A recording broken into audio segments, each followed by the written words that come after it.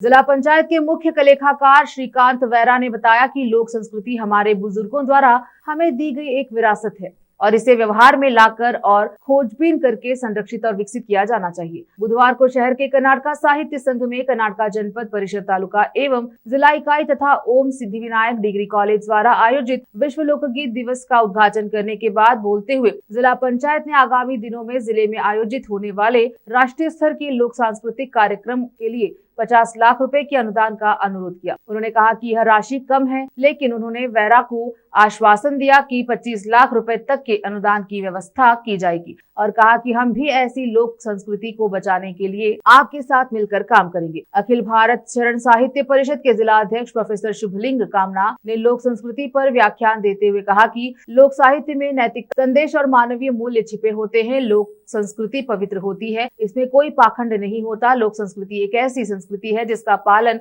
उसी प्रकार किया जाता है जैसा कहा जाता है। लोग अपनी माँ को भगवान कहते हैं। जिन्होंने अक्षर सीखे हैं वे भ्रष्ट हो सकते हैं, लेकिन जिन्होंने संस्कृति सीखी है वे भ्रष्ट नहीं होते। आज के मशीनी युग में युवा पीढ़ी में संस्कारों की कमी के कारण बेंगलुरु जैसे शहरों में प्रतिदिन हजारों तलाक के मामले सामने आ रहे हैं। कामना ने चिंता व्यक्त की है कि पति पत्नी खिलौना है। यदि उपग्रह की समस्या के कारण मोबाइल फोन आ जाए तो 70% लोग पागल हो जाएंगे, शेष 30% लोग नशे में धुत हो जाएंगे। उन्होंने कहा कि जो चीजें मनुष्य के लिए उपयोगी मानी जाती थी वे घातक हो गई हैं। राष्ट्रीय लोक आदिवासी कला परिषद नई दिल्ली के महासचिव डॉक्टर राजकुमार हिब्बाले ने संबोधित किया। विश्व लोकगीत दिवस पर हर साल 22 अगस्त को मनाया जाता है। उन्होंने बताया कि हमने महान भारत की संस्कृति को संरक्षित करने और युवा पीढ़ी को इससे परिचित कराने के उद्देश्य से कॉलेज के छात्रों के लिए भी ऐसा ही एक कार्यक्रम आयोजित किया है। कर्नाटका जनपद परिषद के जिला अध्यक्ष प्रोफेसर जगन्नाथ हिब्बाले ने कार्यक्रम की अध्यक्षता की और देश के हर राज्य से विभिन्न कला समूहों को बुलाकर बीदर में 3 दिनों तक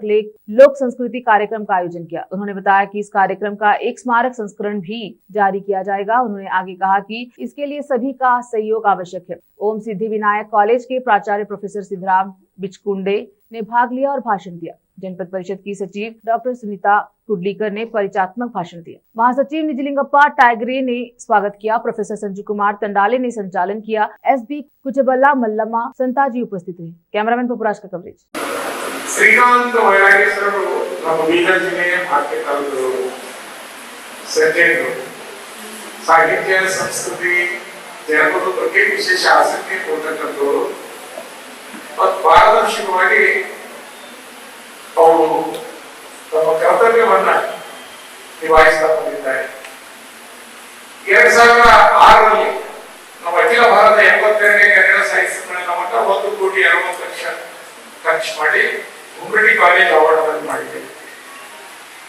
ಸುಮಾರು 3 ದಿನಗಳಲ್ಲಿ 2.5 ಲಕ್ಷ ಜನ ಸೇರಿದ್ರು। ಊಟಕ್ಕೆ ಲಾಠಿ ಚಾರ್ಜ್ ಆಯಿತು। ನಂತರ 2011 ಆವಾಗ ಮೆರವಣಿಗೆ ಸಮಿತಿ ಅಧ್ಯಕ್ಷರು ನಮ್ಮ ಬೀದರ್ ಜಿಲ್ಲಾ ಉಸ್ತುವಾರಿ ಸಚಿವರಾದಂತಹ ಸನ್ಮಾನ್ಯ ಈಶ್ವರ್ ಖಂಡ್ರೆ ಸಾಹೇಬ್ 2011ರಲ್ಲಿ ಅಖಿಲ ಭಾರತ ಜಾನಪದ ಸಮ್ಮೇಳನ ಮಾಡಬೇಕು। 2011 ಅಂದ್ರೆ 9 ವರ್ಷ, ಇನ್ನೊಂದು 14 ವರ್ಷ ಆಯ್ತು ಸರ್ ಕ್ಯಾಂಪ್ ಆಗಿ। ಅದು ನಮ್ಮ ಉಸ್ತುವಾರಿ ಸಚಿವರಾದಂತಹ ಈಶ್ವರ್ ಖಂಡ್ರೆ ಸಾಹೇಬ್ರೆ ಮೆರವಣಿಗೆ ಸಮಿತಿ ಅಧ್ಯಕ್ಷ। ಅದು 98 ಲಕ್ಷ ರೂಪಾಯಿ ಖರ್ಚು ಮಾಡಿದ್ದೀವಿ। ಅದರೊಳಗೆ ನಾವು ಸುಮಾರು ಅವರಿಗೆ ಪ್ರಪೋಸಲ್ ಕೊಟ್ಟಿದ್ದೀವಿ ಸರ್, ನಾವೇ ಕೋಶಾಧ್ಯಕ್ಷರಾಗಿರ್ಬೇಕಂತ ಬಿಟ್ಟಿದ್ವಿ ಟ್ರೆಸರರ್ ಡಿಸಿ ಅವರನ್ನ ಸಿಎಸ್ ನಮ್ಮ ಸಚಿವರಾದಂತಹ ಸನ್ಮಾನ್ಯ ಈಶ್ವರ್ ಖಂಡ್ರೆ ಸಾಹೇಬ್ರ ಅವರು ಸ್ವಾಗತ ಸಮಿತಿ ಅಧ್ಯಕ್ಷ ಮಾಡೋಣ। ಅವ್ರ ನೇತೃತ್ವದಲ್ಲಿ 3 ದಿನಗಳ ಕಾಲ ಬೀದರ್ನಲ್ಲಿ ಮತ್ತೆ ಜನಪದ ಸಂಭ್ರಮವನ್ನ ನಾವು ಆಯೋಜನೆ ಮಾಡೋಣ। ಅದಕ್ಕೆ ನಾವು ಎಲ್ಲಾ ರೀತಿಯಲ್ಲಿ ಸಹಾಯ ಸಹಕಾರ ಸೇವೆಯನ್ನು ನೀಡಬೇಕಂತ ನಾನು ಕೇಳ್ಕೊಂಡಿದ್ದೆ। ಅವರು ಬಹಳ ಪ್ರೀತಿಯಿಂದ ಖಂಡಿತವಾಗಿ ಮಾಡೋಣ ಅಂತ ಹೇಳಿದ್ರು। ಅದಕ್ಕೊಂದು 3-4 ತಿಂಗಳ ಸಿದ್ಧತೆ ಬೇಕಾಗ್ತದ। ಆಮೇಲೆ ಒಂದು 8 ಪುಸ್ತಕಗಳನ್ನು ತರೋಣ, ಸ್ಮರಣ ಸಂಚಿಕೆ ತರೋಣ, ಮತ್ತೆ ಆ ಸ್ವಾಗತ ಸಮಿತಿಯ ಟ್ರೆಸರರ್ ತಾವೇ ಆಗಿರ್ಬೇಕು। ಯಾಕಂತಂದ್ರೆ ಸರ್ಕಾರ ಅಧಿಕಾರಿ ಅವರಿಗೆ ಟ್ರೆಸರರ್ ಆಗಿದ್ದಾಗ ಅದನ್ನು ನಿಭಾಯಿಸಲಿಕ್ಕೆ ಸಾಧ್ಯ ಆಗ್ತದೆ। ಅದಕ್ಕೆ ನಾವು ಇಟ್ಕೊಂಡು ನಾವು ಮುಂದೆ ಅದಕ್ಕೆ ಚಾಲನೆ ಕೊಡೋಣ ಅಂತ ಈ ಸಂದರ್ಭದಲ್ಲಿ ಹೇಳಿ ನಾವು ಪ್ರೀತಿಯಿಂದ ಈ ಕಾರ್ಯಕ್ರಮಕ್ಕೆ ಉದ್ಘಾಟನೆ ಮಾಡಿದ್ದೀರಿ। ಮತ್ತೆ ಈ ಜಾನಪದ ಸಾಹಿತ್ಯ ಸಂಸ್ಕೃತಿ ಉಳಿಸಿ ಬೆಳೆಸುವಲ್ಲಿ ವಿಶೇಷ ಕಾಳಜಿ ವಹಿಸೋಣ, ಸದಾ ಸಹಕಾರ ಇರ್ತದೆ ಅಂತ ಹೇಳಿದ್ದಾರೆ। ಅದಕ್ಕೆ ನಾನು ವೇದಿಕೆ ಪರವಾಗಿ ನಮ್ಮ ಮುಖ್ಯ ಲೆಕ್ಕಾಧಿಕಾರಿಗಳಾದಂತಹ ಸನ್ಮಾನ್ಯ ವೈರಾಗ್ಯ ಸಾಹೇಬರಿಗೆ ಅನಂತ ಧನ್ಯವಾದಗಳನ್ನು ಹೇಳಿ ನನ್ನ ಮಾತುಗಳನ್ನು ಮುಗಿಸ್ತೇನೆ। ಈಗ ಜೊತೆಗೆ ಓಂ ಸಿದ್ಧಿ ವಿನಾಯಕ ಪದವಿ ಮಹಾವಿದ್ಯಾಲಯ ಬೀದರ್ ಅಲ್ಲದೆ ಕರ್ನಾಟಕ ಸಾಹಿತ್ಯ ಸಂಘ ಬೀದರ್ ಇವರ ಸಹಯೋಗದಲ್ಲಿ ಈ ಒಂದು ಸಾಂಸ್ಕೃತಿಕ ಭವನದಲ್ಲಿ ಇಂದು ವಿಶ್ವ ಜ್ಞಾನಪೀಠ ದಿನಾಚರಣೆ ಕಾರ್ಯಕ್ರಮ ಉದ್ಘಾಟನೆ ಹೊಂದಿದೆ. ಈಗಾಗಲೇ ಜಿಲ್ಲಾ ಪಂಚಾಯತ್ ಬೀದರ್ನ ಮುಖ್ಯ ಲೆಕ್ಕಾಧಿಕಾರಿಗಳಾಗಿರುವಂತಹ ಸನ್ಮಾನ್ಯ ಶ್ರೀಕಾಂತ್ ವೈರಾಜ್ ಅವರು ಕಾರ್ಯಕ್ರಮ ಉದ್ಘಾಟಿಸಿ ತಮ್ಮ ಅದ್ಭುತವಾದ ಮಾತುಗಳನ್ನು ಆಡಿ ಕಚೇರಿ ಕೆಲಸ ನಿತ್ಯ ಹೋಗಿದ್ದಾರೆ. ಕಾರ್ಯಕ್ರಮದ ಅಧ್ಯಕ್ಷತೆ ವಹಿಸಿದಂತ ಕರ್ನಾಟಕ ಜಾನಪದ ಪರಿಷತ್ತಿನ ಜಿಲ್ಲಾಧ್ಯಕ್ಷರಾಗಿರುವಂತಹ ಡಾಕ್ಟರ್ ಜಗನ್ನಾಥ್ ಬಾಳೇಶ್ವರ ಅವರೇ,